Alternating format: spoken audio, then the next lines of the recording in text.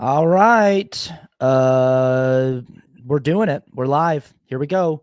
Hi, what's up, YouTube? We're on TikTok as well. Got TikTok over here. Just out of the shot. They're right here. They're right here. You can't see them, but they can see me and they can't see you. But hi, everybody. How's it going? Hi, Spotify. Spotify, you can't see anybody. Apple Podcasts, you can't see anybody. If you're driving, watch the road. Keep your eyes on the road.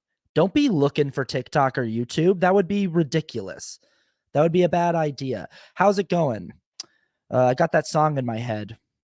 I've been singing it all day. If I were a fish and you caught me, I'd say, look at that fish. Shimmering in the sun, such a rare one. Can't believe that you caught one. It's fun, dude. It's cute. It's happy. It's fun. They're having a good time. I'm so glad a song like that goes viral. It just tells all the capitalist fat cats at the studios, the record labels, like, you know what? Sometimes we just want that, okay? All right, chill. Body Shop with I mean, I love Sam Smith, all right? Love me some Sam Smith, okay? But sometimes I'm like, chill, all right? With all the production, with all the fancy schmancy bells and whistles. Sometimes we just want, if I were a fish and you caught me, sitting on the floor cross-legged, crisscross applesauce style, chugging along on a guitar. My favorite version that I saw is some bluesgrass musicians jumped in, and there was like one guy on like a ukulele, or not a ukulele, sorry, a banjo, picking along on a banjo, and then another guy got in on the fiddle, and it was like the perfect for that. I didn't think of that song as like a little bluesgrass, like Appalachia, folk tune. But then hearing those instruments on top of it, I was like, oh yeah, that's what it is. That's the great thing about a viral song on the internet, is watching it evolve, watching strangers jump in and add a line or two, add some harmony, add some extra instruments. It's great. It's great. Everyone's making fun of me right now on TikTok for saying bluesgrass, bluegrass, blue cheese, blue balls. Everyone can lick my blues ass, all right? Everyone on TikTok that's making fun of me for saying bluesgrass can lick my blues ass. So that's that. Hi, how's it going? Let's get into the show. There's a lot of show. There's a lot of show to cover. We're going to start off at the top here with a little bit of Bad Take Brigade. Okay, just a little bit, because it's going to lead directly into what we're talking about on the show this week. We're going to look at Matt Walsh. Always good for a bad take. You always know you can count on Matt Walsh on any given day on Twitter, on the internet, with a bad take. The boy is a chef when it comes to cooking up the worst takes humanity has to offer. So Matt Walsh tweeted out this video that kind of went viral, especially amongst conservatives, and like no wonder it went viral. There's this video of a bunch of black teenagers attacking a white woman and beating her up, and like kind of a mob. And so admittedly, pretty disturbing video to watch. I don't know all the context of the video, of like what started the altercation, what caused the violence. That's the thing that conservatives and white supremacists always like to ask whenever there's a video of a black teenager or a black person being viciously attacked or brutalized. They're always like, I need to see the whole video. Show me more context. What happened before this video? What happened before the cop curb stomped that guy into the curb who was begging for his life? What did he say before this? I need to see the full video for context. And so like I don't know the full context of this video, but even without knowing the full context, I'll say that like it's not a fun video to watch. It's disturbing. I never really like videos of like extreme violence being perpetrated on somebody. Even sometimes like and I'll say this, like, fuck Richard Spencer. But even that video of him like getting sucker punched in the jaw, and I'm like, I do not think that like I'm not here to defend Richard Spencer or say that he doesn't deserve to be punched in the jaw, but my visceral gut reaction to watching someone get socked like that is just like, I don't like it. But fuck Richard Spencer, and like I'm totally okay with him getting socked in the jaw. That's totally fine with me. And Richard Spencer has done more than enough in his life to earn being socked in the jaw like that. But it's just videos like this always sort of make me like, oh man, I wish there was a different way through that issue. Anyway, that's not the point. I don't really know the context of the video, but conservatives were tweeting out this video of these black teenagers attacking this white woman. This is Matt Walsh's take on the video. Matt Walsh wrote on Twitter, "White woman viciously attacked by a group of black teens. You absolutely never see videos like this with the races reversed." Never. Doesn't exist. At some point, we need to discuss why this kind of violence literally, the word literally, that's in there, literally always goes one way. I'm going to read this tweet one more time. I'm going to read it one more time to let this sink in. White woman viciously attacked by a group of black teens. You listen to all the words here. The declarative, no gray area words that are used in this tweet. You absolutely, he writes, this is unequivocally, absolutely, totally, all encompassing. You absolutely never, not ever, never see videos like this with the races reversed. Again, he says, never, period. So he says, you absolutely never see videos like this with the races reversed. Never. Doesn't exist. At some point, we need to discuss why this kind of violence literally always goes one way. I read this tweet and I was genuinely flabbergasted. I was genuinely like, I mean, I read bad takes from Matt Walsh and Ben Shapiro and Marjorie Taylor Greene and their ilk every day on the internet because I'm a glutton for punishment and I am on Twitter. And so I see them every single day. And this one really took my breath away. The definitiveness of it, the certainty of it that you never, not just, we so rarely see videos where the races are reversed. It's most of the time it's this way. We need to have a conversation about why most of the time we see videos like this, it's black people attacking a white person and not the other way around. No, it's never. It's literally always that the violence literally always is from black people to white people and not the other direction. That it's literally always so this ties into this notion of every time a conservative person makes an accusation, it's a confession, right? That conservative ideology is sort of built on projection, that like so many aspects of what conservatives believe and what they preach and what they talk about are they'll say things that they're against, and they'll literally be describing themselves, and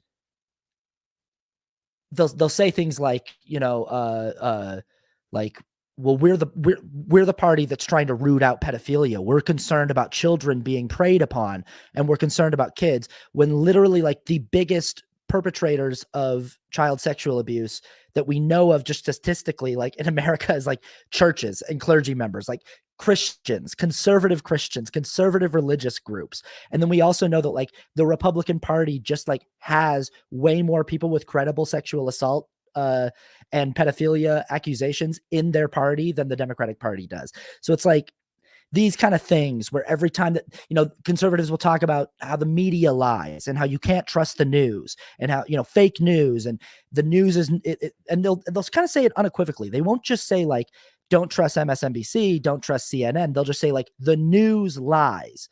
When like Fox News just lost a multi-billion-dollar lawsuit, or what did it come out to $1 billion, or was it like 787 million? I can't remember what the final number was. It was very big. It was a very large number that they had to pay for getting caught lying, just lying all the time about the 2020 election being stolen, and just lying about Dominion and their voting machines, and text messages of them knowing that they're liars. So conservatives, talking about the media lies to you, when it's like literally your outlets are built on bold-faced lies, just like lying through your teeth all the time and knowingly lying. And so another big thing that conservatives say all the time, that's a new thing that, Elon Musk has tweeted about this, and it's sort of this popular new thing, is that being woke, being progressive, is a mind virus that corrupts your view of reality. So it's a virus that infects the mind and makes you see the world through a warped lens. And this Matt Walsh tweet is the greatest example that I can find right now. Well, I could find so many, but this is such a succinct example of how that accusation of, the woke mind virus, progressivism is a mind virus, that like, again, the accusation is a confession. Conservatism is literally a mind virus that is corrupting the way these people see reality. Because there's two possibilities here with this Matt Walsh tweet. Either he's doing the thing that we know Tucker Carlson and Sean Hannity and Laura Ingraham have done, where he's just like lying and he knows he's lying, and he's just doing it because like that's just his brand, and he's just gotten so used to lying to his base that like he just sort of does it like breathing. He doesn't really think about it anymore. Or he's gotten, and I kind of think this one, the second one, is more likely with a guy like Matt Walsh. He's so down the spiral of his own bullshit and conservative ideology that his brain has literally been warped to think that what he's saying is accurate.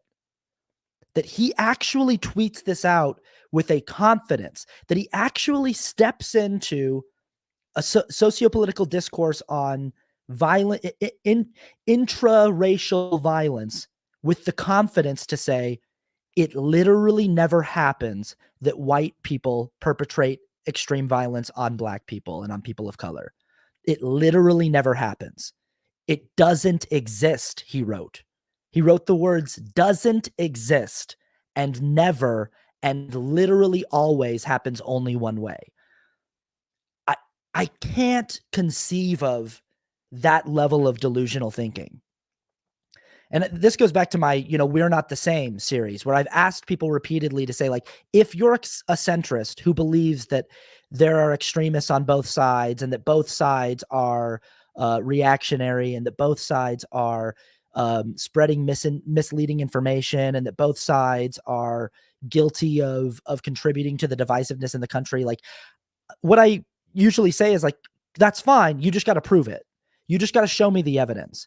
You got to show me the left equivalent of QAnon. You've got to show me what on the left is equivalent to people thinking that JFK Jr. was going to be Trump's running mate. You've got to show me the evidence. So the equivalent, not something similar, but the equivalent of what Matt Walsh would say is, if I came out, so let's say, Ralph Yarl was just a Black teenage boy who just rung the wrong doorbell recently, was just shot in the head. And because he just was in the wrong neighborhood, rung the wrong doorbell. So right off the bat, like, it's not hard for me to find just one example of Matt Walsh being 100% wrong here, that it definitely is not always one way. But let's say that video happens, or that situation happens, Ralph Yarl happens, and I come out on the internet and I say, it literally never happens the other way. There are no examples of people of color perpetrating violence on white people. It doesn't exist. It only ever happens that white people perpetrate violence on people of color. It never happens the other way. That's the same level of intellectual dishonesty I would need to have to match Matt Walsh in that space of both sides are just as unhinged. And it's unfathomable to make a claim like that and expect to be taken seriously. I can't conceive of it. And the weird thing is again, I think Matt Walsh believes his bullshit. I think that he confidently steps up to the plate and says, we got to have a conversation about why this kind of violence literally only ever goes one way. We got to have that conversation. And he does that because his brain has been rotted.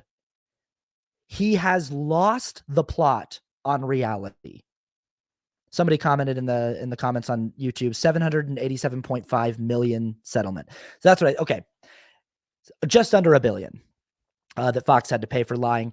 But and it is weird because maybe he is knowingly lying the same way that the Fox News anchors are knowingly lying, the same way that like Rupert Murdoch was like, yeah, they lie. Like, I know that they lie. Like, like everyone in that lawsuit was like, no, we're liars for sure. Like, that's what we do. And maybe that is Matt Walsh's, but this one's just such a like insanely obvious lie. Like, he was just like, there's never any videos of violence like this going the other way. And it was like, dude, where, like, no, there are hundreds of videos of police officers ganging up on unarmed Black people and like brutalizing them and murdering them. Like, we're just inundated with these videos. There are like, this country, America, is built on the back of white on Black violence. It's built, this country foundationally is literally built on violence being perpetrated from white people to Black people. Like, it is foundationally baked into the DNA of this country. I can't imagine saying something that disingenuous and actually expecting anyone to take me seriously, no matter how big of a fan of me they are. And this is that level of delusion where I'm like, you're not living in the same objective reality as us. If you can seriously make that claim, if you can actually make that claim and be like, no, seriously, I genuinely think that this never happens the other way. It only ever happens one way. It's like, well, then you're not living in the same reality.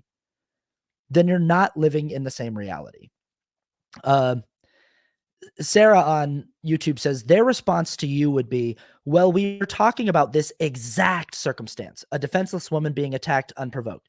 Again, don't know the full context of that video. I haven't learned the full context of that video. That's what they would say is we need to, but like, yeah, that exact situation does exist all the time. And it has existed throughout America's history. And in much greater numbers, it has existed going from white people to Black people. Like I mentioned in my the tweet that I responded to Matt Walsh, and I was like, I said something to the effect of like, there are hundreds of videos of police officers ganging up on unarmed Black people who didn't do anything wrong and beating them within an inch of their life or just killing them. There are probably photos of Matt Walsh's grandparents smiling at a lynching like they're at a neighborhood barbecue. And I said something to that effect, and somebody in the comments was like, well, lynchings haven't existed for 100 years. And it's like, well, that's just not true either. That's not true. Lynchings still happen. They still exist. Ahmaud Arbery was minding his own business and was just on a jog through a neighborhood, and a bunch of white men in a truck lynched him. That's what happened. They rolled up and said, let's get this guy who's minding his own business, and they lynched him.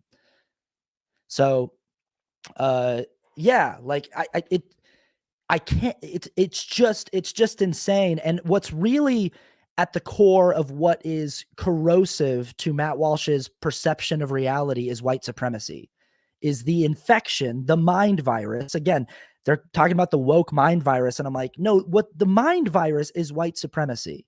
The mind virus is this idea that allegiance to a group of people based on the amount of melanin in their skin is what sensible people need to do, is to group up based on the amount of melanin you have in your skin. And we need to make sure that people with a similar amount of melanin to me are in charge, and people with more melanin than me are not in charge. And that's wild. it's just it is a virus. It's an infection in your mind that is distorting your view of reality. And so this is what I actually want to talk about is bigotry, because it's such an unnatural and obviously illogical concept to hate someone and to wish for the oppression of someone and to wish to have dominion over someone based on immutable facts about their identity. It feels so obvious that that is wrong. It feels intuitively obvious that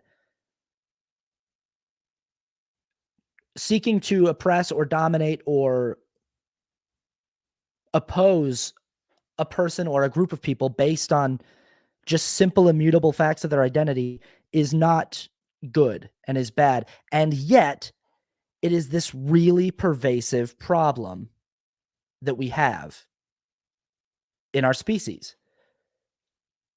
And it's been pervasive for a very, very, very long time. So it's got me asking this question of like, where does this come from? Why is this a part of the story of our species? Where does this originate? What causes this? The other big thing that got me asking this question was Natalie Wynn finally released her newest video. You know, we always wait on pins and needles for the latest ContraPoints video because it takes her forever to make them because she makes movies. You know, she's making these like cinematic video essays that understandably take a while, but she released her latest video and it's fantastic. If you haven't seen it yet, go if you're not subscribed to ContraPoints on YouTube, you should be, and you should watch all of her videos. You should watch her first video that she did about J.K. Rowling, and you should watch this most recent one where she breaks down, you know, the witch trials of J.K. Rowling, and she really gets into the psychology of bigotry and the psychology of what's going on with people who are finding themselves in sort of what she calls a bigot vortex. Like, how does people who get sucked into a bigotry vortex, and then the deeper and deeper they get into it, the harder it is to get them out. And she really kind of dissects like what might be happening in their psyche. And it really just got me thinking while I was watching it, like, what is happening to a person like J.K. Rowling who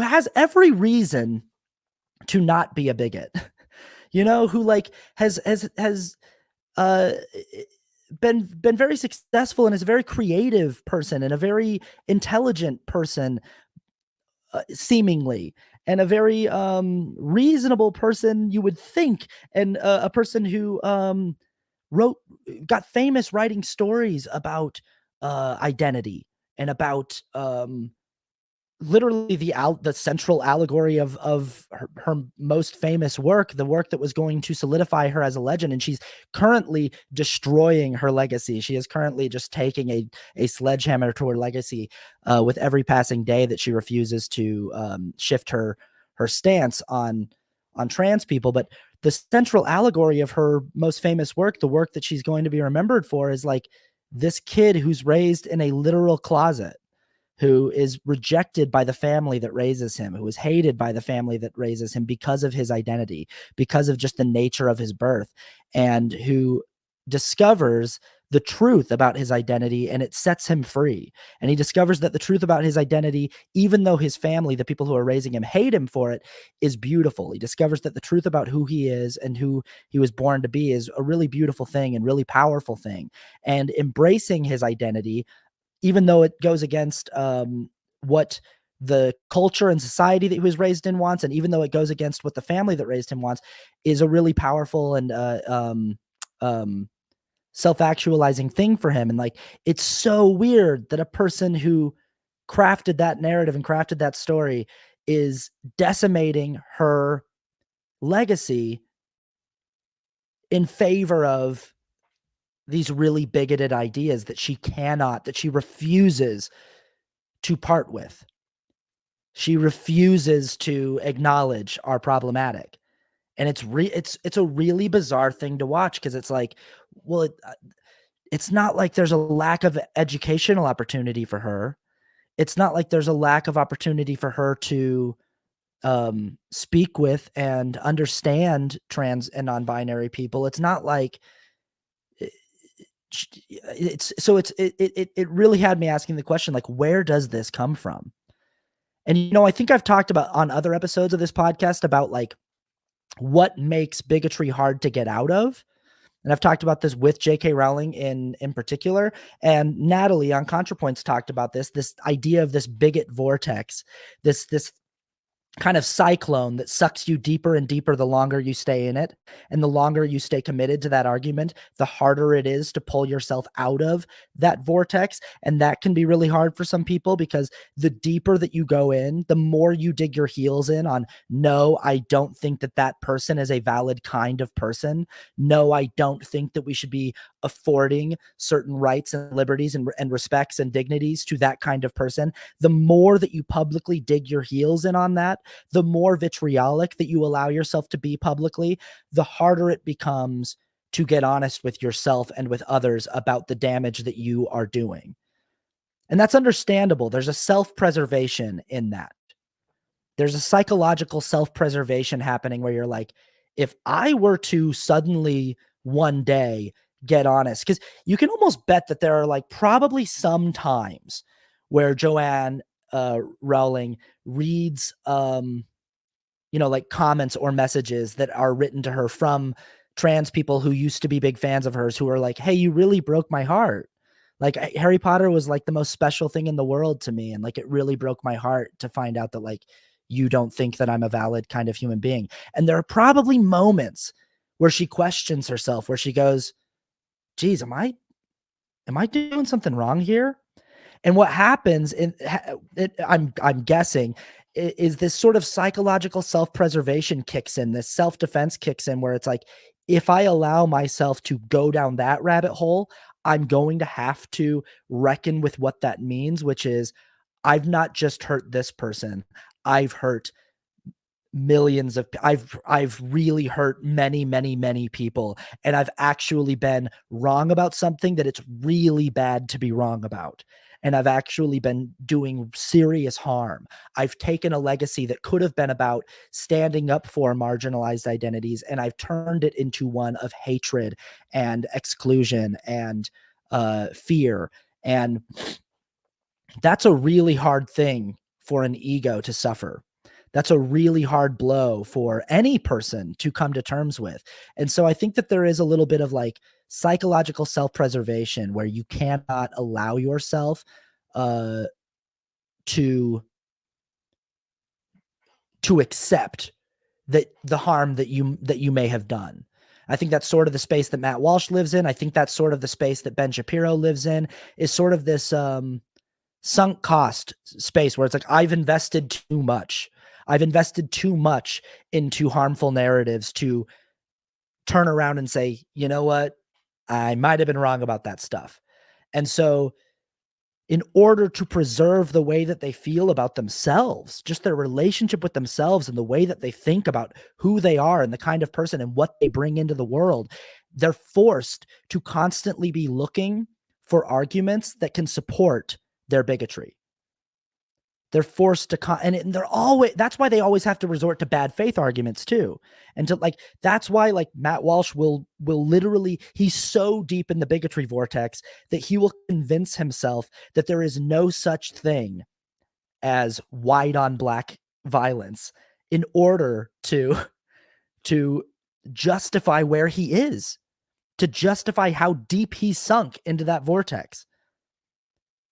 Because if he looks at that clip and he goes, you know what, I mean, intraracial violence happens both ways, and this is bad, but it also, like, I get it. Like, black people have been the victims of like systemic violence for hundreds of years. And so like, it's a tough situation. If he does that, then everything that he's done with his life starts to unravel. And he has to start getting real with all of the pain and all of the harm that he's caused people over the years. And he can't do that.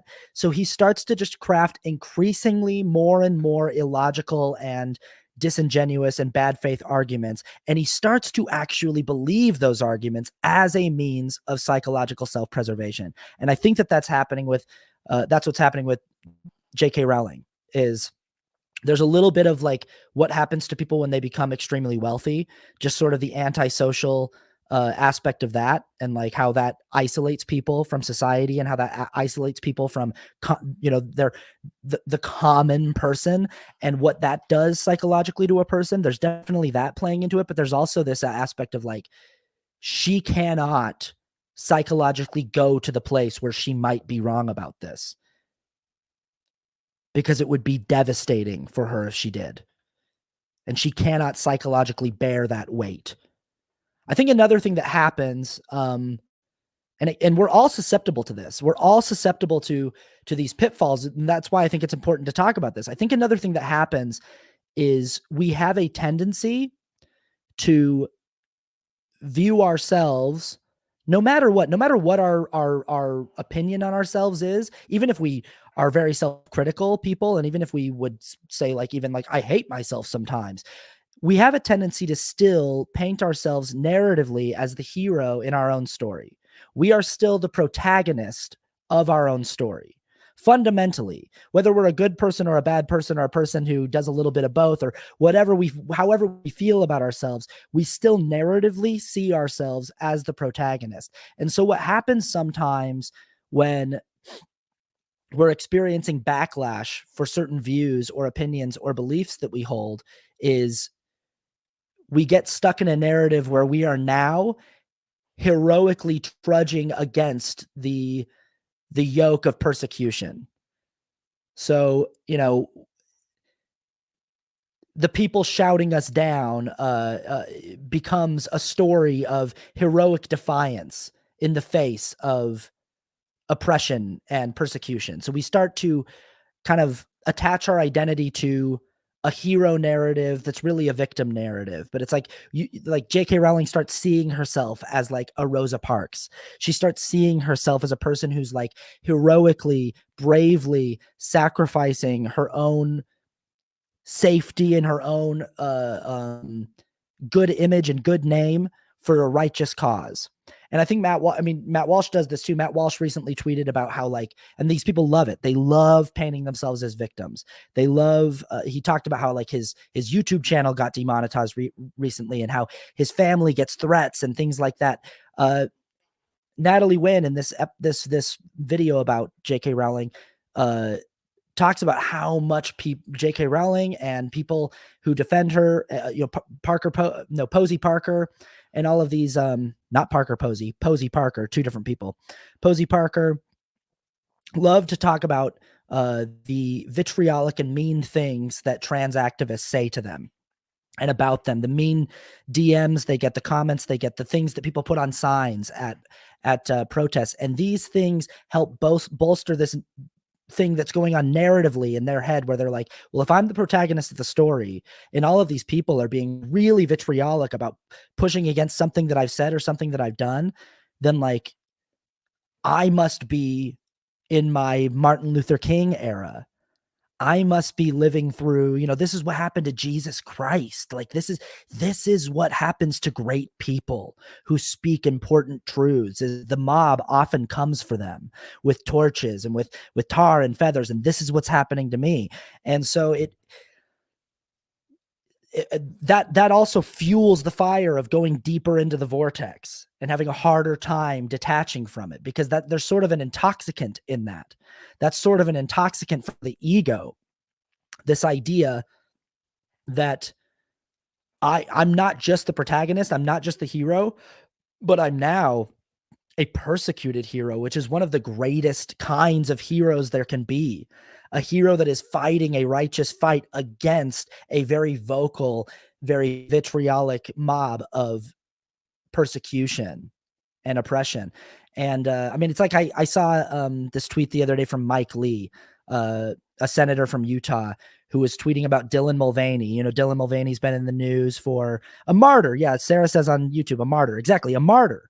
And Mike Lee tweeted about Dylan Mulvaney because Dylan Mulvaney started her career in the Book of Mormon musical. She was in the Book of Mormon musical, and Mike Lee was like, "Oh yeah, Bud Light. What a great way to show inclusion and acceptance and inclusivity by choosing a sponsor who started her career." Only I don't think he said her. I think he used wrong pronouns, but because of course he did.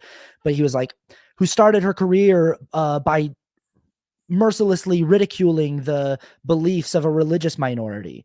So this is Mike Lee trying to take back the narrative and say, like, no, Dylan Mulvaney is actually the bigot. Dylan Mulvaney started her career by mercilessly ridiculing this preyed upon religious minority that is the LDS Church.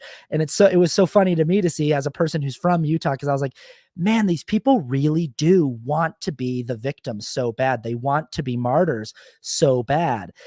But the difference, of course, between the trans community that Dylan Mulvaney is a part of, and that Dylan Mulvaney is sort of a public-facing representative of, not that Dylan Mulvaney is the spokesperson for trans people, or that Dylan Mulvaney is like the chosen leader of trans people, but just that Dylan Mulvaney is a public-facing member of the community and a public-facing kind of representative of the community. But like, the difference between that community and the LDS Church is that the LDS Church is a $1 trillion international organization that owns their own state. They literally have their own, they have a state, dude. Trans people don't own a state.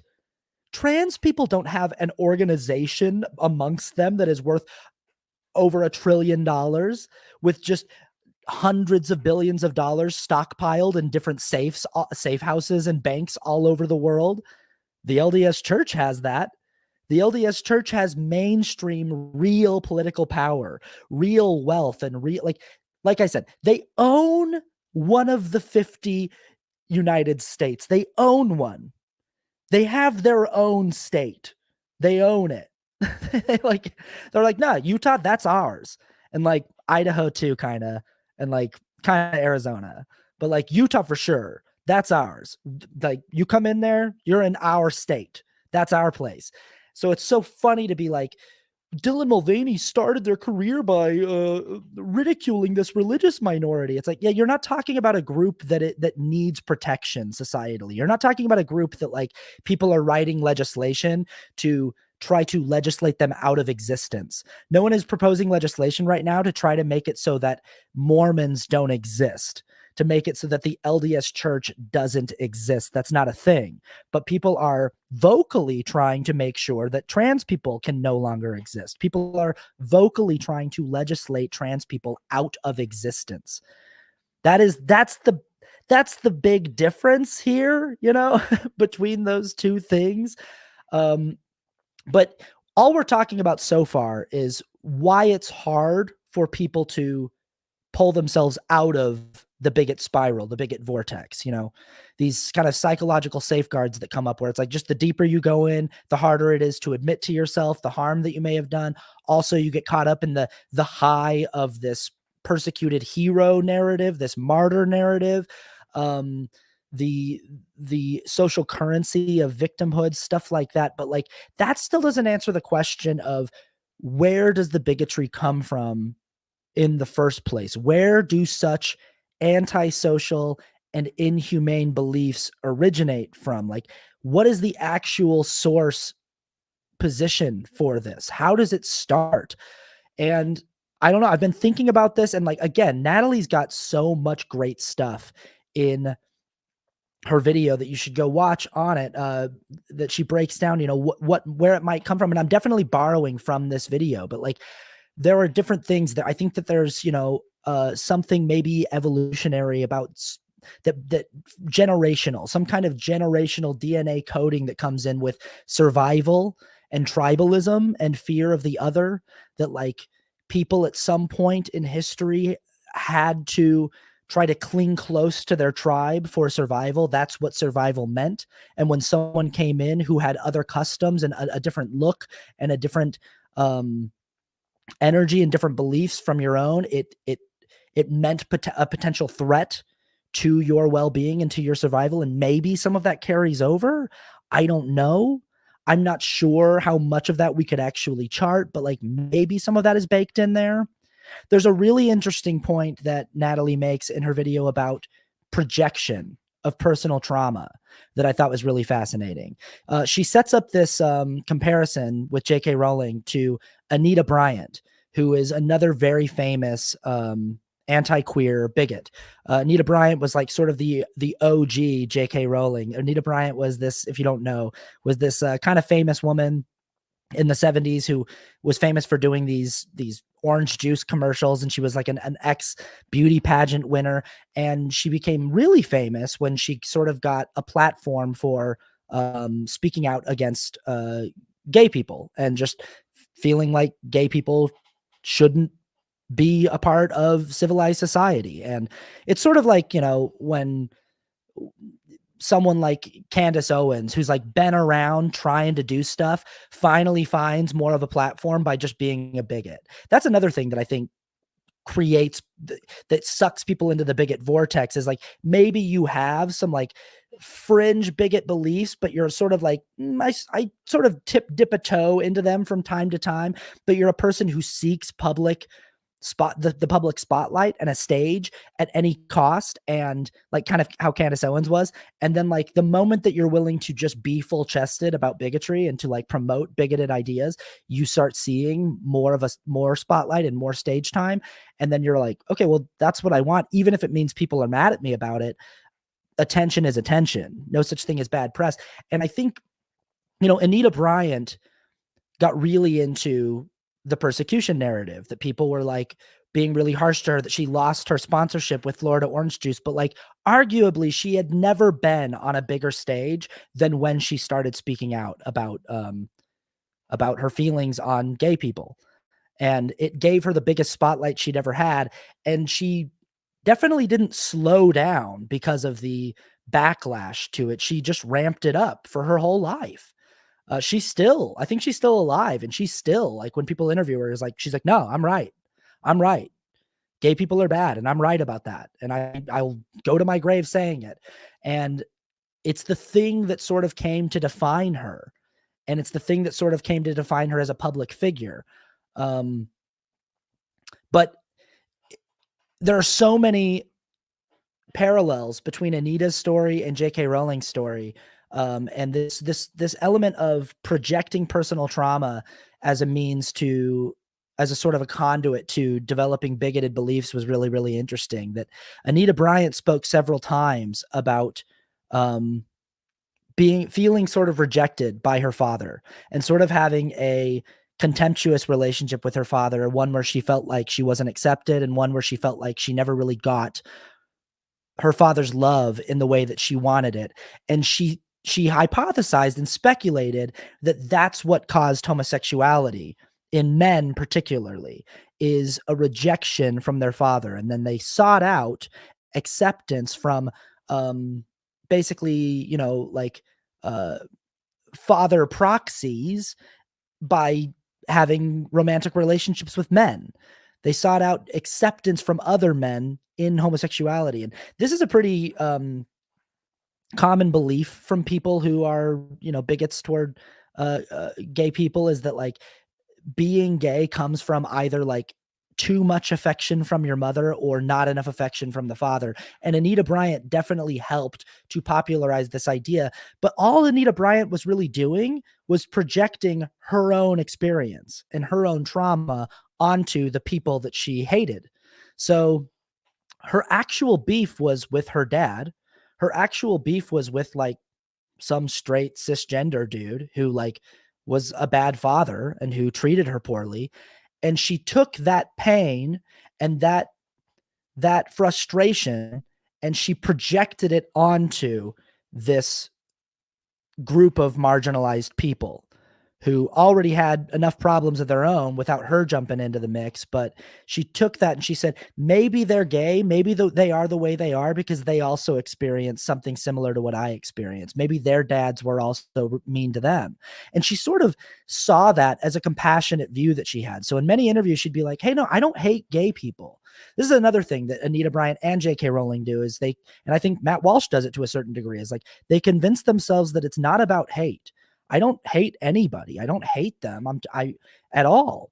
I actually feel a lot of empathy that like these people probably experienced the same kind of rejection from their father that I did, but that's not an excuse to go and sin against God, which is another place that I think bigotry originates from, is God and religion. But we'll get to there. I want to talk about this idea of projection or personal trauma a little bit more first.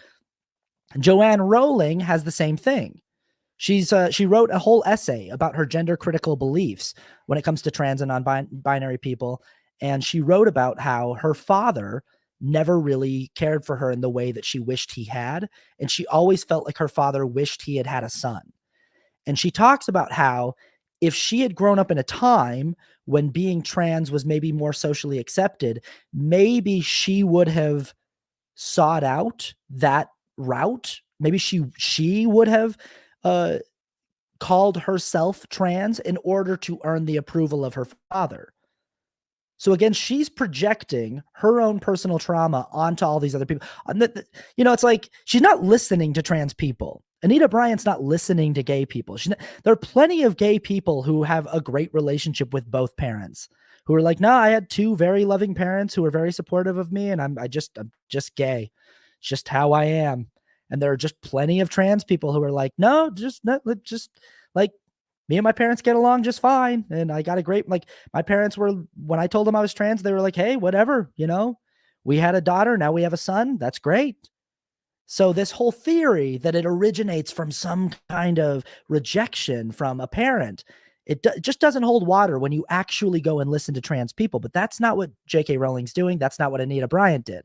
What they're doing is projecting their own story onto these people and trying to think, why is that person doing that thing? Why are they acting in that unnatural way?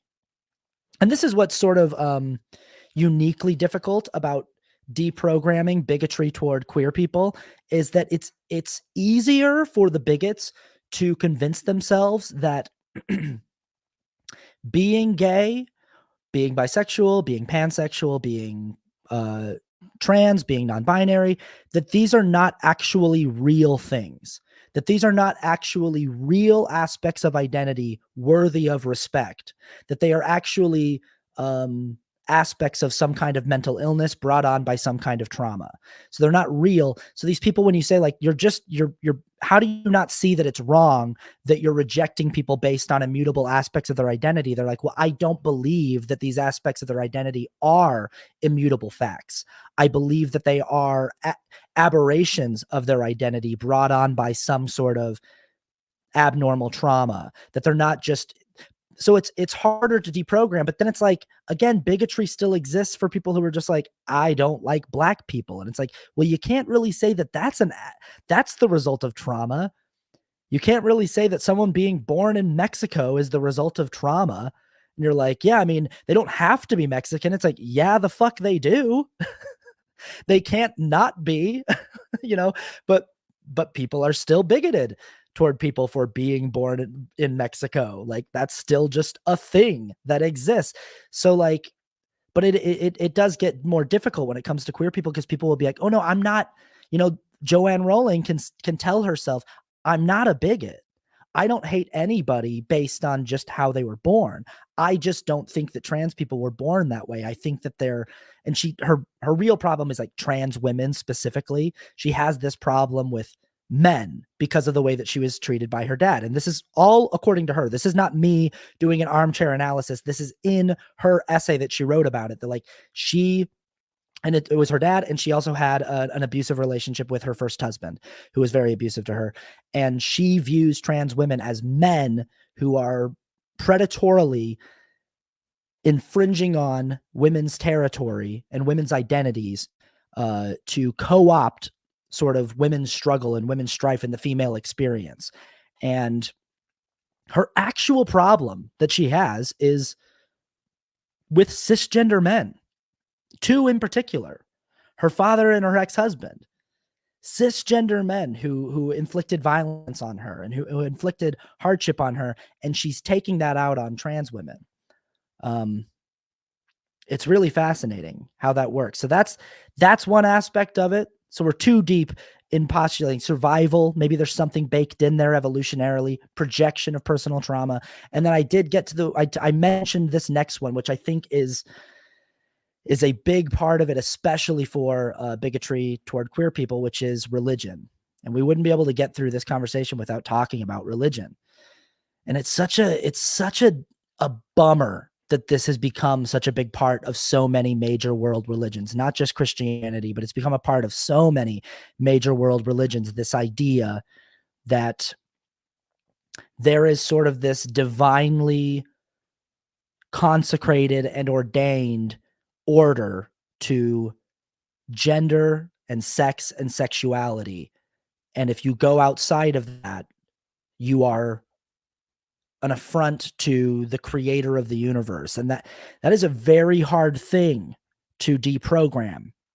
When someone literally believes in an all-knowing, omniscient, omnipotent creator, and they believe that that creator was intentional about creating men and women and having men and women procreate with each other and having men and women be in romantic partnership with each other and not men and men and not women and women, that's a really hard thing to deprogram. And it's frustratingly like one of the main things that keeps a lot of these religions from being useful, good, serviceable, charitable organizations. It's like so many of these organizations want to be a force for good in the world. So many churches want to be a force for peace and want to be a beacon of service and hope and light in the world. And they have these doctrinal things, these dogmatic beliefs that keep them from being able to be that way. And it's a bummer, especially when it comes to Christianity, because like if you talk to any Christian about like where in your religion does it say that you have to feel this way about queer people, they're always like, well, it's right there in the Bible. And then you just do that old walk them through it. Okay, where is it in the Bible? Oh, it's in the book of Leviticus. Okay, what else is in the book of Leviticus? I don't really know. Okay, well, let's walk through it. So, okay, what about like eating shellfish? What about wearing certain garments on certain days? What about having your beard on certain days and not having it on other days? What about shunning women after their period and things like that? What about playing with the animal, the skin of a pig? What about all this stuff that you don't practice? And they'll say, oh, well, the ones who actually are biblically literate and who have listened, who have paid attention in Sunday school will say, oh, well, I actually have an answer for that. You'll go, okay, tell me the answer. Why don't you practice all of those things from Levitican law? And they'll say, because when Christ came in human form to earth in the New Testament, he fulfilled Levitican law. And it's like every time I've had this conversation probably 40 or 50 different times with different Christians in my life. And every single time that we get to that point in the conversation, it's like I look at them and it's like that Ethan Klein moment where I'm like, so do you need me to connect the dots there? Can you do it yourself? Do you need me to fill in the blank there? Or do you got it? Have you finished the puzzle? So you don't practice all of those other things from Leviticus because Christ fulfilled Levitican law, making it null and void when he came to earth. And the only place in your book that you can point to saying that being gay is bad is there in that book. Do you need me to connect those dots for you? And that's the frustrating thing is it's like, how have you not connected those dots?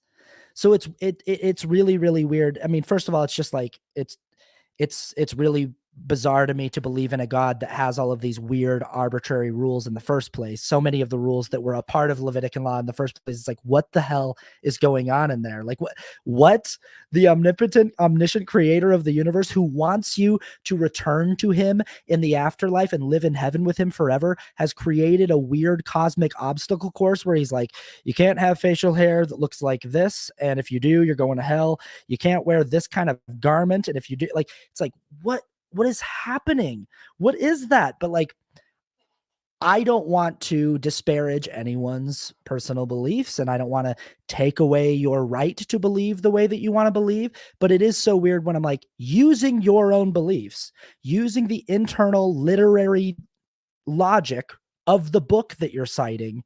This still doesn't make sense. Playing by your rules, this still doesn't make sense. So like, help me out here. Help me out with this because we're still stuck on this. And it's like the thing that's holding you back from being an actually good organization. And you don't even have doctrinal justification for it that makes sense using the internal logic of your thing.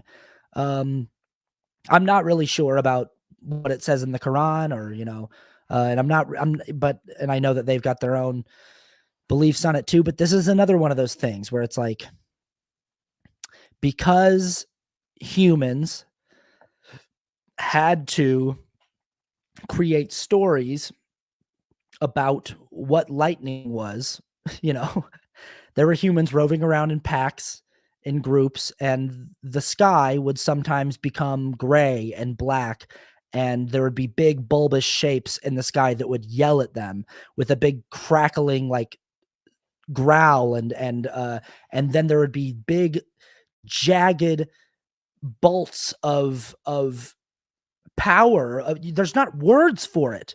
And I'm talking thousands of years. I'm talking tens of thousands, hundreds of thousands of years ago, people looking up in the sky and seeing big jagged lines of blue light that scream when they come out of a giant bulbous shape that has appeared in the sky. And you've got to figure out, like, what are we calling that? What is that? People used to think that tornadoes and the wind were like literal spirits, because what else would you call it? You look out into a field and there's like a cyclone of wind and air, and you can see it, and it's alive. It's got its own life force, and it's moving, and it's picking things up and throwing them, and it's making noise, and it's wreaking havoc. And it's like, what do you call that? Without any science, without any scientific foundation, without any understanding of like the fact that there are neurons hitting each other with friction up in the sky and creating electricity, without any understanding of that, what do you call that? And the result of it, the natural result of it, is like, we have God myths. We have stories about like what the sun is and what the moon is and what the stars in the sky are and what the changing of the seasons mean. And, like, we create stories to explain it, because that's what humans are. We're storytellers. And because of that, all the way in the future, all the way today, when we actually have scientific explanations for all of those things, when we actually have practical, real world understanding of all of those things, we've got to argue with a bunch of people who think that it's immoral to be gay, and they can't logically explain it to you.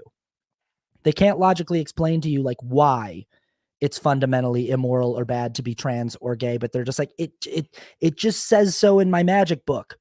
It says so in my thing. And it's like, well, yeah, and your thing exists because like people needed a lot of explanations for things that were really weird a long time ago. and it's succeeded and continued to progenerate across generations because it was a great framework for societies to control populations and for power structures to grow. And now we have that thing fueling bigotry. And it doesn't just fuel anti-LGBTQIA plus bigotry. It definitely is a big fueler in white supremacy as well, and in racism. Like, the Bible definitely definitely helps fuel white supremacy and white supremacist thought, and the belief in sort of a white ethnocentric state, like a promised land, things that are the idea that there is some kind of lineage that you are a descendant of that is favored by God. These things are maybe among the most difficult to bake out of society when it comes to evaluating where bigotry comes from. So religion's maybe one of the most key contributors to the problem of bigotry in our species. Another big one is just lack of comprehensive education. Obviously, just we're seeing this right now, that like the reason why education and educators are the enemy of the right is because education threatens conservative ideology. Conservative ideology is about promoting and maintaining the status quo, promoting and maintaining the current sociological power structures that exist, and education is harmful to those things. So education always has been the enemy to the status quo. It always, literally, quite literally, what I was just talking about. People not understanding what lightning in the sky is, people not understanding what a tornado is, what a volcano is, and creating myths around that, stories that became the basis for societal oppression. These stories became the basis for bigotry and societal oppression. Education is the antidote to it. Education is the literal antidote to being like, oh no, we actually know what that is now. We actually know what that big cackling sound in the sky with the big jagged lines of light, we know what that is now, more or less. We have a better understanding of it now. And we don't need that oppressive myth story anymore. Education is the enemy to the status quo. It is always the thing that pushes us forward into a new era. So, educating people on the actual statistics around like gender affirming care and what it's doing to improve the quality of life for gender nonconforming people. Educating people is the solution. And it's the reason why people who are committed to their bigotry, people who are deep in the bigotry vortex, are deep in the space where they cannot, and they probably won't ever in their lifetime, admit to themselves or other people how much harm they're doing. They need to push back on education. They need to make sure that we're banning certain books in school systems. They need to make sure that we're not teaching critical race theory, because if we do, and if it threatens everything about the protected state that they're trying to not only keep society in, but themselves in. The state where they can continue being a martyr, the state where they can continue being the hero and the protagonist of their story. So teaching kids about institutional racism and how that works. This is not something that I was taught in school. The way that racism was taught to me in school was like slavery happened. It was bad. We fought the Civil War. The Emancipation Proclamation happened. We freed the slaves. Abraham Lincoln, very good. What a great guy. And then everything was good for about 100 years. And then things got bad again in the 1960s. Martin Luther King gave a speech and they fixed it, and it's all fixed now. And that's really more or less the narrative. That's really more or less the oversimplified, whitewashed narrative that was taught to preserve the feelings of white kids. This is the other thing that's so funny, is like this whole thing of like trying to protect our delicate white kids from the harsh realities of our racist past is not new. Everything that conservatives are doing right now in the culture war is rehashed territory. It's old. The reason why I was taught that shitty whitewashed narrative growing up is because they had already been on this trip of trying to protect my fragile white ego from having to know that people who looked like me created a society that was built to institutionally favor me and institutionally disadvantage people who don't look like me. It's already been going on. Anita Bryant's big thing back in the 1970s, 50 years ago, was that she doesn't hate gay people and she doesn't have a problem with people being gay. She's just trying to protect children. Her big thing was she's afraid of children being groomed by gay people. She said this over and over and over again. It's really about kids. It's not about hatred. I'm just trying to protect kids from being, getting the wrong idea by seeing gay people out in public. I really think we need to protect our kids from this. So all this stuff that's happening right now with not wanting kids to be able to see drag queens or hear about anything gay at school. If their teacher's gay, you got to keep that quiet. You got to keep your lip zipped on that. All of this stuff is not new. It is well-worn, retreaded territory. Like they're just recycling the same old bad arguments. So yeah, lack of comprehensive education. If we could teach kids about more than just the Civil Rights Act, the Emancipation Proclamation, and the, just slavery, the slave trade, if we could teach them about more than just, even though that should be enough right there to know that like the foundation of the country was the reason why so many black people exist in this country, is they were brought over here to build the country with slave labor. But if we could teach them about, putting Japanese people in internment camps, if we could teach them about the subjugation of Chinese rail workers and things like that, if we could teach them about redlining communities and the practice of, even though there was equality under Jim Crow laws, the damage that segregation did, if we could teach them about the Tulsa massacre and stuff like, I didn't hear about the Tulsa massacre until I watched Watchmen on HBO like 2 years ago. It's the first time in my life that I ever heard about the Tulsa massacre, and it's like that should be a major American historical event that is taught about, but it's not. So yeah, lack of education is definitely a big contributor to the pervasiveness of bigotry in our society.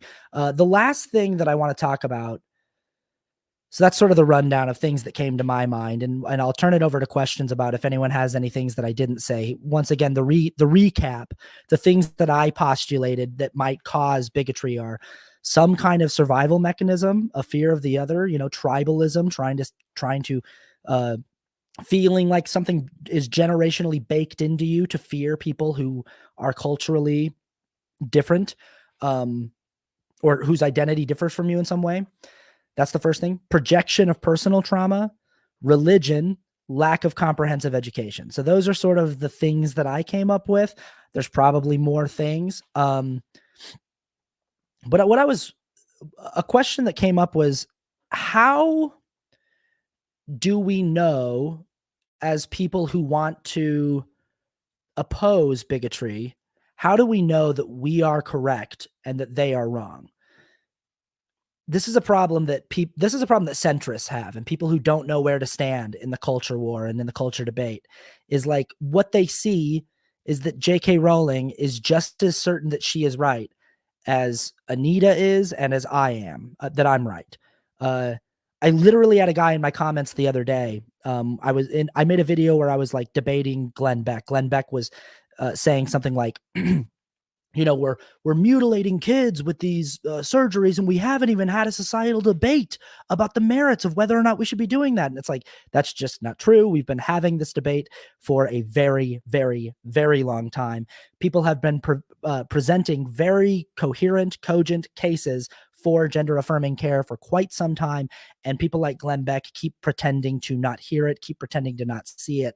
But I made a video where I was responding to Glenn Beck and just kind of saying like, dude, the debate has been had, the debate has been going on, and the debate has been won. Like, the debate is over. Like, your side, the side of bigotry, has lost. You have the weaker case. You have not demonstrated a case that is anywhere near as compelling as the case to just accept people for who they are. You have yet to demonstrate a compelling case for why we should try to further marginalize this historically disenfranchised and marginalized community.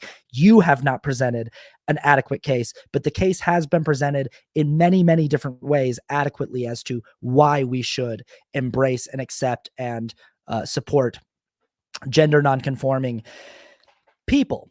And this person in my comments of that video said, all I see here is two ideologies certain of themselves. You're just as certain that you're right as Glenn Beck is that he's right. Why would you think that you're any more correct than he is? And I think that that's a really common thing that people think when they're looking at this issue. Natalie talks about this in her video too. She talks about Megan Phelps Roper, who left the Westboro Baptist Church, which is like one of the most bigoted churches in the world. They're like one of the most vitriolically heinous, hateful churches in the entire world. And Megan Phelps Roper actually did a really commendable and laudable thing. She actually left that church and admitted that she had spent most of her life being like a heinous bigot. And that's a really tough thing. She pulled herself out of from deep, deep, deep in the bigot vortex. And it's very commendable. But Megan Phelps Roper sympathizes with J.K. Rowling because she feels like J.K. Rowling is getting a little bit too much backlash for her beliefs. She made an entire podcast called The Witch Trials of J.K. Rowling, where she basically put forth the idea that J.K. is the victim of a witch trial. And Natalie points out that people like Megan, who come from a place where they were so certain they were right. So a person like me, for instance, who like I was raised in Mormonism and I was certain that I was correct about Mormonism. Megan was so certain that she was correct in her beliefs that she was yelling at people that they're going to hell, that soldiers were going to hell, that gay people were going to hell, and like holding signs outside of funerals saying you're burning in hell, like doing awful, heinous things. She was so certain of herself, only to realize that she was mistaken and that she was wrong, that she carries that skepticism into everything now. going forward in her life, anytime she sees any group that is ideologically certain of its cause, she's very skeptical of it. And it's not that there's anything wrong with skepticism or with a healthy level of skepticism like that. It's just that, like, it's this question of like, how do we know that we're right and they're wrong?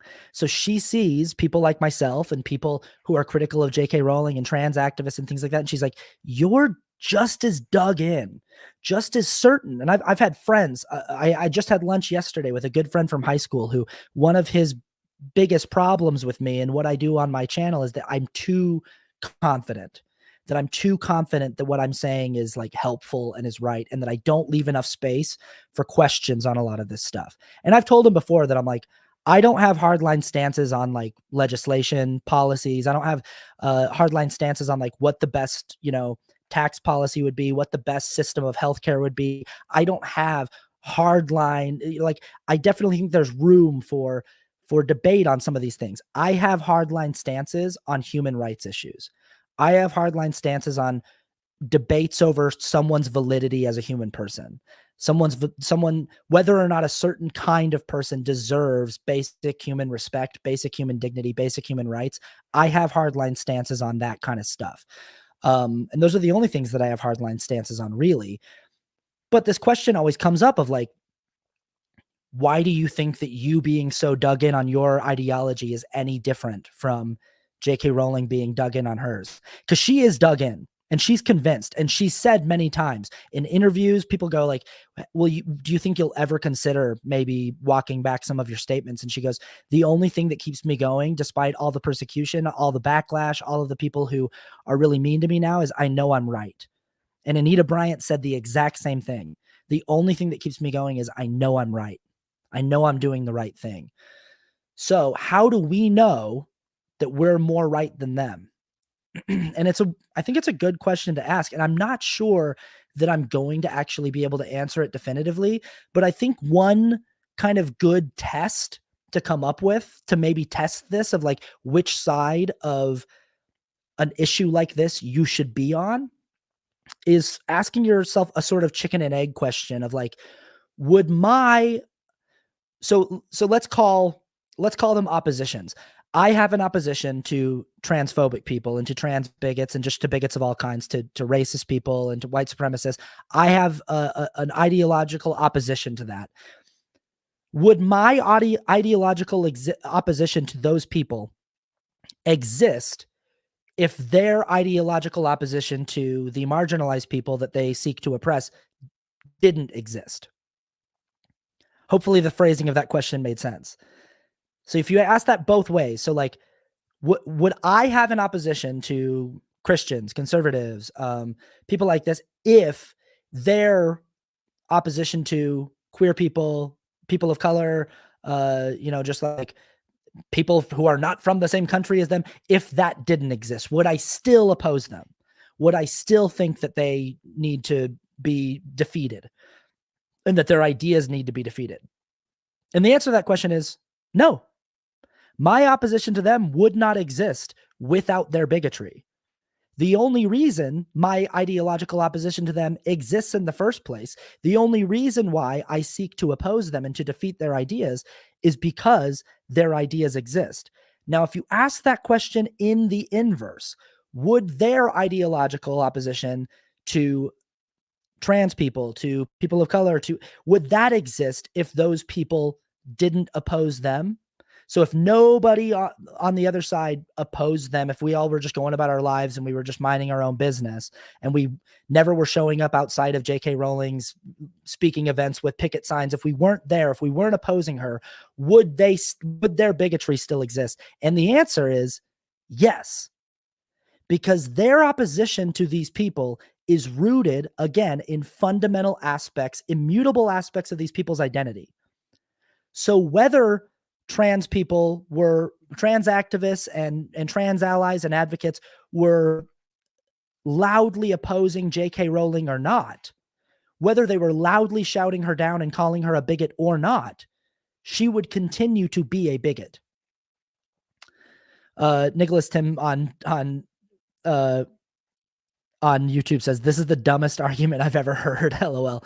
Yeah, I mean, it's my best shot at it, you know, because I'm trying to figure out, you know, how to draw the line between. And maybe it is a bad argument because it's hard when you just see two people who are both dug in. My response to that guy on Instagram I thought was pretty good. The guy who said, the guy who was like, all I see here is two different ideologies that are very certain of themselves. And I was like, yeah, you're kind of saying like, all I see here is one person who's really, really dug in on making sure that trans people don't die by suicide, and one group of people who's really, really dug in on eradicating trans people. So like, yeah, we're both really dug in on our causes. You're right. Like, you got us there. But like, my cause is preventing harm and preventing trans people self-harming or hating themselves or living in a world that is constantly reminding them that they are less than and othered. And the cause of the right is literal eradication. I am teacher ale on TikTok just said, we're not the same. Exactly. We're not the same. So when you break it down sort of when you abstract it, when you put it in the abstract and say, you're both just two people who are ideologically certain of yourselves, it's like, yeah, I guess we're the same in that way, but our positions are not the same. And that's what I'm trying to do here with that argument of saying, like, my opposition to these people would not exist if they would just cool it. If they would stop with their hatred, if they would stop with their bigotry, if they would stop with their mission to oppress and eradicate everyone that they disagree with fundamentally on basis of just like who they are as a person, just fundamental aspects of their identity. If they would stop doing that, then I wouldn't have a problem with them anymore. My problem wouldn't exist. My ideological opposition wouldn't exist. However, if I were to decide tomorrow that I'm done ideologically opposing these people, and if everyone who protests them, who pickets them, who calls them bigots, who shouts them down, if everyone stopped tomorrow, they would continue being bigots. They would continue their mission. And it's because in the chicken and egg scenario, their thing comes first. Their hatred is the reason for our opposition. Without their hatred, we have nothing to oppose. But their hatred exists independent of whether or not we are opposing them. It's there regardless of whether we're opposing it. So that's what I'm trying to do with that argument, Nicholas Tim on YouTube, is just like illustrate how these two things are not the same, and how kind of give you a litmus test for how you can try to determine whether you are on the right ideological side of something. Is like, okay, I really feel strongly about this thing. That person really feels strongly about this thing. How can we figure out who's right? Well, the only reason why I have an opposition to them is because what they're doing is actively harmful and detrimental to marginalized people. If they weren't doing that, I would have no problem with them. But their thing is like, I'm going to do it whether you oppose me or not. My goal is to eradicate this marginalized group of people, is to further oppress them, to further impose my will onto them. So there is an aggressor, and there is a group of people who are the aggressors in this situation, and there's a group of people who are opposing the aggression, pushing back on the aggression, trying to defeat the aggressors. You know, I don't know if that makes, I actually don't know if that works as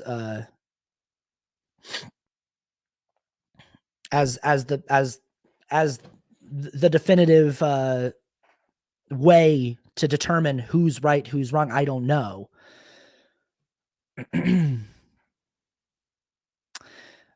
Fern Lovebond says they see themselves as protecting themselves from us as much as I feel I need protection from them. I understand that. I get that. But again, that's sort of an abstraction. Because yeah, J.K. Rowling will cherry pick examples of people who have written really vitriolic things on protest signs, or people who have DM'd her with really mean things. And she'll say like, see, these people are really violent. And I get that. In the abstract, they see themselves as being just as preyed upon by us as we are by them. But again, I'm like, it's sort of like a bully at school who just is constantly picking on some little kid who can't really defend himself, and finally someone else stands up for that little kid and like gets in the bully's face and punches that bully in the nose and breaks his nose. And then that bully's like, "You broke my nose," and goes and runs to the teacher and is like, "They punched me in the nose." And then someone comes into the situation and goes, I mean, look, that kid is he's just as justified to be afraid of you for punching him in the nose as you are to be afraid of him. If anything, he's more justified. You were really mean to him. And they're completely ignoring the fact that like he wouldn't have gotten punched in the nose if he hadn't started the shit in the first place. It's a chicken and egg thing, you know? It's a yeah, and Fern wants me to read this extra comment here on YouTube. This is why they mislabel us as various degraded statuses. They say pedo or groomer. They call us hateful and find exceptions where bad things are done by our peers because it inverts the aggression. Exactly. And that's, this goes all the way back to the start of the video of why Matt Walsh needs to be such a liar about intraracial violence and interracial violence. The reason why he needs to be so disingenuous is because he is the aggressor of racial violence in the country. He is the purveyor of white supremacy. He is on that team that is creating racial disharmony and creating those problems. And so what he needs to do is craft arguments that disingenuously make it seem like both sides are the aggressors. And so, yeah, you could technically say like, it is aggressive. It is just as aggressive to punch a bully in the nose, to punch Richard Spencer in the jaw. But the thing is Richard Spencer doesn't get punched in the jaw if Richard Spencer isn't a Nazi. Richard Spencer being a Nazi comes first. That is the first thing.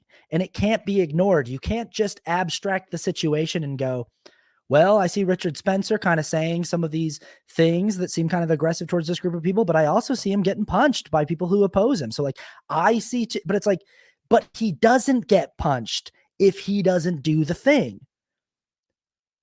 He does the thing whether he gets punched or not. The punch doesn't inform him doing the thing. The punch doesn't inform Richard Spencer being a Nazi. Richard Spencer is a Nazi whether he gets punched or not. He only gets punched because he's a Nazi. The bully on the playground is going to be a bully whether you punch him in the nose or not. He's going to be doing his thing, bullying, regardless. He's only going to get punched in the nose if some kid decides they've had enough as a result of what he's already been doing. So yeah, man, this whole thing of like, well, you're both the same. You're both just ideologically dug in. And it's like, yeah, I'm ideologically dug in on the idea that like no one should be run out of town, deprived of their rights, deprived of basic human dignity, basic human respect because of an immutable fact of their birth. I'm really dug in on that. And the people I oppose are really dug in that like, nah, I don't want to view those people as human. So yeah, we're both really dug in. But like, if you can get intellectually honest about what we're both dug in on and about whose thing exists independent of the other person's thing, I think you can really start to parse that out.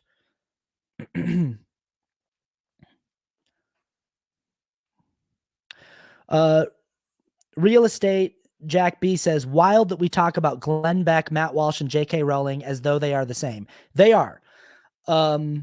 They're all different shades of the same thing, but they're all on the same team. The funny thing about J.K. Rowling is she likes to think of herself, and again, Natalie Wynn covers this brilliantly in her video. People like J.K. Rowling like to think of themselves as an example of how there is bipartisan criticism of trans people, that like people on the left and people on the right criticize trans people. People on the right criticize trans people because they think that gender nonconformity is a sin against God. It's an aberration of the divine form. And people on the left criticize trans people because they think that it's a co-opting of feminism and a co-opting of the feminine experience, and that these are both valid positions, but like really, it's just two people who are refusing to accept trans people as valid people. It's just two people who are refusing to accept that trans women are women and trans men are men. They have the same position. They like to disingenuously convince themselves that they're coming from a different place.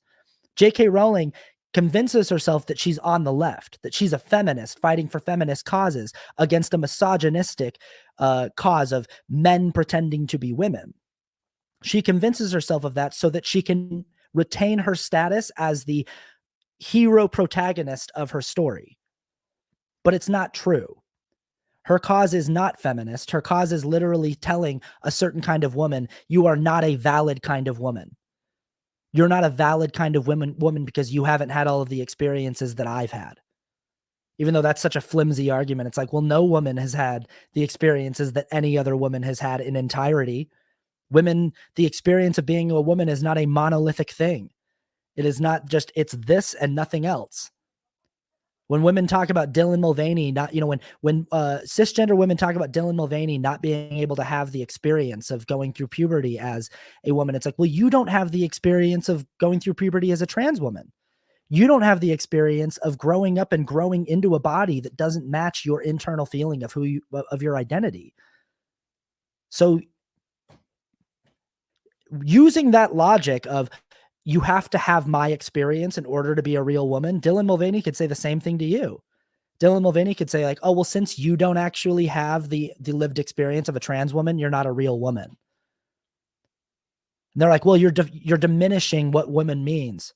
No, that's why the word cisgender and trans exist. It's like saying that like a 7 foot tall woman doesn't really know what it's like to be a woman because most women are short. Most women are under 6 feet tall. So any woman that's over 6 feet tall doesn't really understand the experience of women who go through life between 5 feet and 5'6". You tall women, you're out here living a guy's experience. You can't relate to the women down here. It's like, no, I'm just a tall woman. That's just an adjective. That it's just one aspect of my identity as a woman and my lived experience as a woman. Being a transgender woman, that's just an aspect of my identity as a woman that colors the kind of experience that I have in the world as a woman. That's the kind of experience as a woman that I had, was as a transgender woman. I had to go through that experience, and it's a different experience than cisgender women will experience, but it's still an experience of womanhood. So Matt Walsh, Glenn Beck, J.K. Rowling might like to position themselves at different places along the gradient. But it's also further evidence that like they don't want anything to do with each other. You see this all the time on the right where they're like, oh no, I'm not like him. Like Glenn Beck would be like, oh no, Matt Walsh is too extreme for me. I'm not like him, and Matt Walsh might be like, J.K. Rowling, I'm nothing like her. No, but it's like they have the same position. They all come down on the same area of not wanting to grant trans people essential personhood. If that makes sense.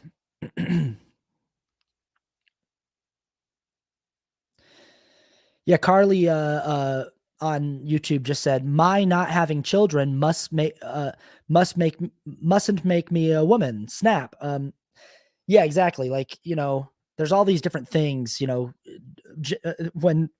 when J.K. Rowling's asked what a woman is, she likes to say like women are the producers of the large gametes and things like that, and get into all these anatomical things and biological things. And it's just like, so what about like people who are assigned female at birth, who live their life as a woman, who are born with intersex organs, who like they have organs that don't produce that, or like they were only born with one ovary, they're born without the ability to menstruate, they're born without the ability to become pregnant, but they live life and experience life in the social identity of a woman. Like any one of these little things you can try to do to be like, no, this is what it means to be a woman, is like it breaks down the second that you get intellectually honest about actual human biology.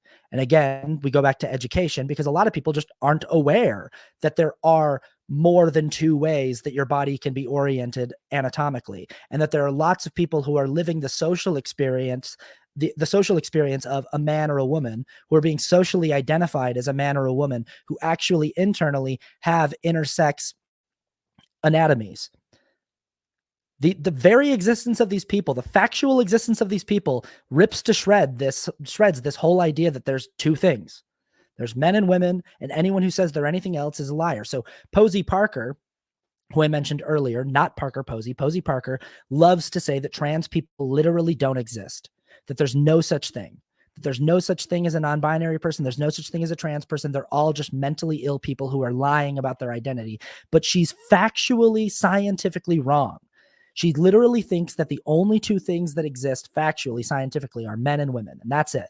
And everyone else is in some sort of weird space where they're either lying or they're mentally ill. But she's literally looking reality in the face. She's seeing that, like, trans people exist. You can see them. You can talk to them. Non-binary people exist. She must know on some level that intersex people exist, that babies are born with anatomical sex characteristics of both traditional genders. And she must know that. And if she doesn't, that's a failure of education. That's just a failure of comprehensive education on the topic, you know? So anyone that tells you there's just two things, it's like, well, either you're being knowingly disingenuous, either you're knowingly ignoring and leaving out the existence of intersex people, or you're not aware of the existence of intersex people. And either way, you're not right. I had a line in my most recent We're Not the Same video where the Republican character says, well, and it's about intersex babies and about how people will do surgeries on intersex babies' sex organs to make them appear more clearly identifiable as male or female. And the conservative character says, well, I'm not aware of that, and I don't believe in things that I'm not aware of as a rule. And sometimes that's how it feels when you're arguing with these people about this thing, is it's like, you not being aware that there are more than two anatomical ways that people present, just factually, you not being aware of that is not a valid argument. You not being aware of that doesn't mean it's any less true, you know?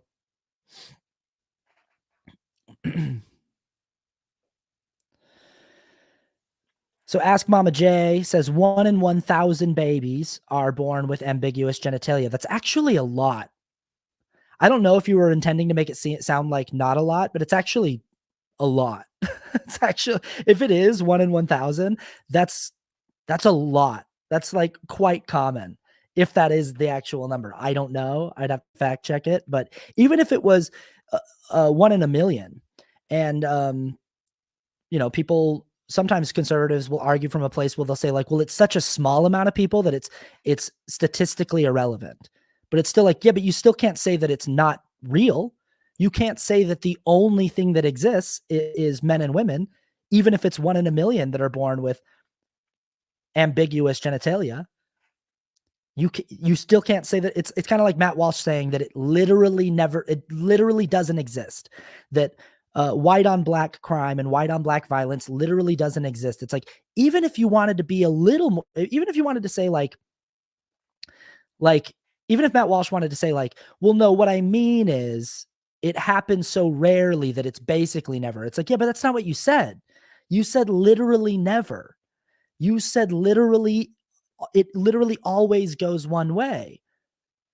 So if you're going to have the conversation in that disingenuous way, I really wish I could get conservatives to understand that if you have to be disingenuous about your argument, you're not making a good argument. It's so weird how many of them don't understand that it's like, you're not arguing in good faith. Now, I'd never heard of this.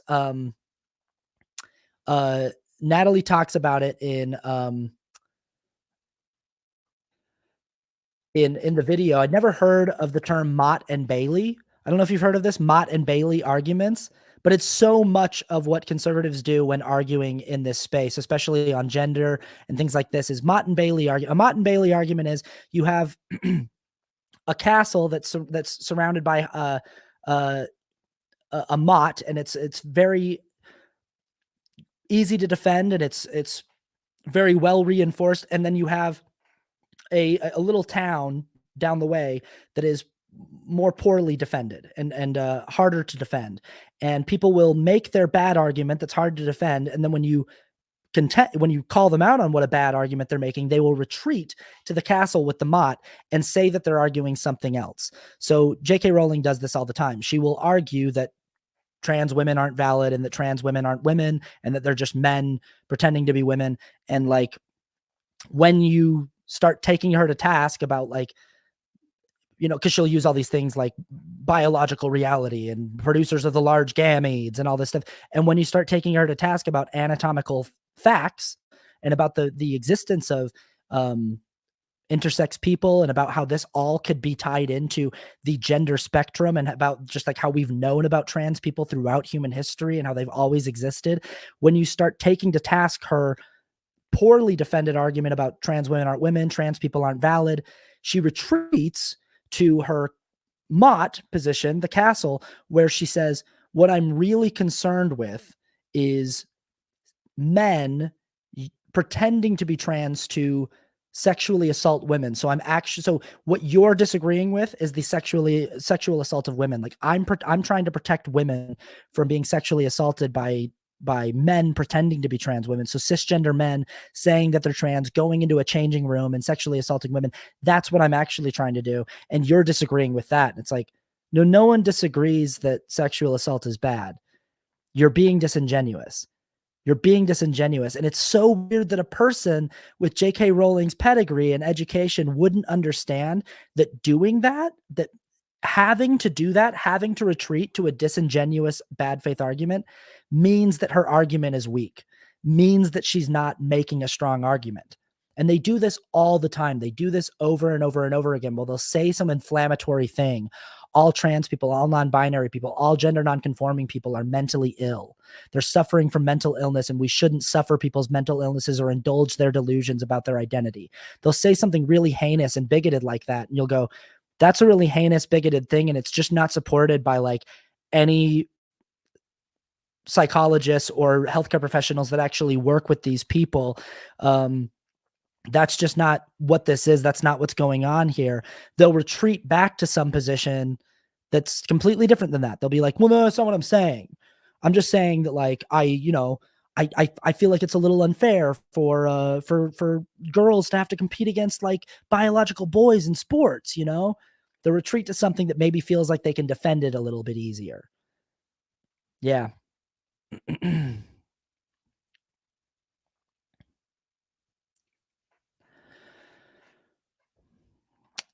Lil Faye Mama on TikTok says, between different genome and hormone pairing, there are hundreds of ways one can present biologically. Totally. Yeah, totally. Are you referring to a moat? It is mott, though. M-O-T-T-E. Not a moat, a mott. I wonder if mott is like a different word for moat, but it's not a moat. A moat is water around a building, but the mott is like the fortress. It's I don't know. You can look it up. Watch the video by Natalie. It's great.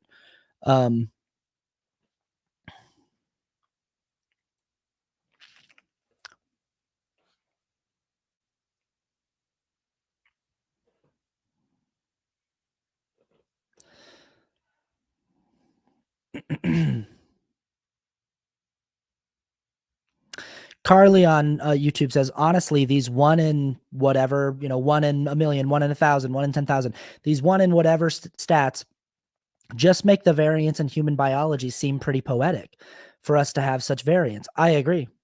I think what we should be doing as a society is viewing gender nonconforming people as like the answer. They're the answer to like patriarchy and harmful gender norms and the harmful beliefs about gender that have been plaguing us for so long. They're the answer. That's what's so frustrating is like Anita Bryant and J.K. Rowling's problem is with their fathers and with men that have treated the cisgender men that have treated them poorly. And those men's problem, the men that treated them poorly, their problem was patriarchy. It's the way that patriarchy and the current societal gender hierarchy hurts everyone. That gender roles are just as harmful to men as they are to women, that like it's not good for anybody. And the answer, the solution is these people who show us that it is fluid, that it's a spectrum, that we do not need to structure our society in this archaic way.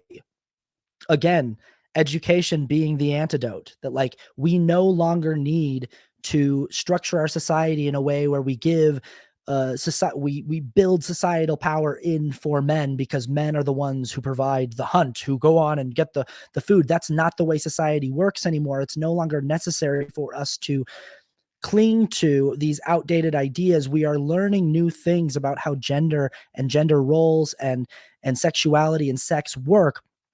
And people who are gay, people who are bisexual, pansexual, trans, non-binary, they show us so much more about who we can be and how we can function. And they show us a way into the future that's more compassionate and that's more open, where we're seeing people as individuals and seeing people as this beautiful, poetic thing, rather than just like, you fit in this box and therefore you do this thing in society. They are the answer, the way forward, the antidote, the healing thing to what J.K. Rowling experienced with her abusive relationship with her father, with her abusive relationship with her ex-partner. The things that fueled that abuse are things like patriarchy and things like oppressive, outdated societal ideas and norms around gender and sex and sexuality. And the antidote to that is the very thing that she's fighting against, sadly. Anyway, I think I'm going to call it there. It's been a long episode. I think that's a good place to call it. A lot more that we could talk about on that topic, but thanks for being here. Thank you for all the comments, everybody. Thank you for keeping the discussion lively over on TikTok and here on YouTube. We had a nice audience over here on TikTok tonight. This was great. Thank you so much. This was really, really nice. People Pleaser is written, edited, hosted, and produced by me, Austin Archer, with original theme music also by me. You can find more of my music by going to austin-archer.com or to austinarchermusic.bandcamp.com.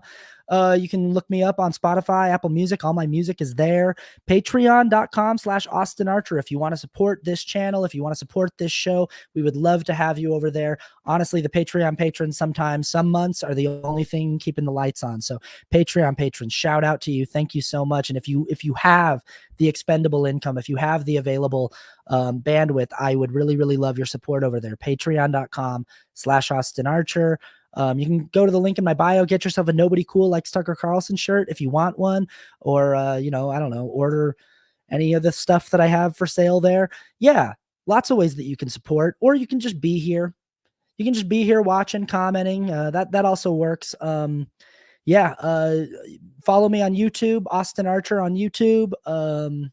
Subscribe and get all the updates there. All right. Okay. That's it. Love you so much. Take care of yourselves. Take care of each other. We'll see you next week. Bye-bye.